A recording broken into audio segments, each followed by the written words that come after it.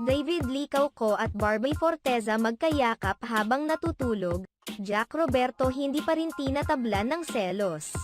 Sa gitna ng tila pagiging manhid at tank build ng aktor na si Jack Roberto sa mga sweet moments ng kanyang girlfriend na si Barbie Forteza at ka-love team nitong si David Licauco, tila muli na namang sinubak ang kanyang katatagan matapos kumalat ang larawan ng dalawa na natutulog at magkayakap pa sa iisang kama. Bagamat para lamang ito sa promotion ng kanilang pinagsamahang proyekto sa GMA7 na maging sino ka man. Ang proyekto nilang ito ay isang TV adaptation sa hit movie noon na pinagbibidahan ni Sharon Cuneta at Robin Padilla, na may kaparehong pamagat. Sa kabila ng kaalaman na para lamang ito sa promotion ng kanilang teleserye, hindi pa rin napigil ng ilang mga Barda fans ang kanilang kilig dahil napakalakas umano ng chemistry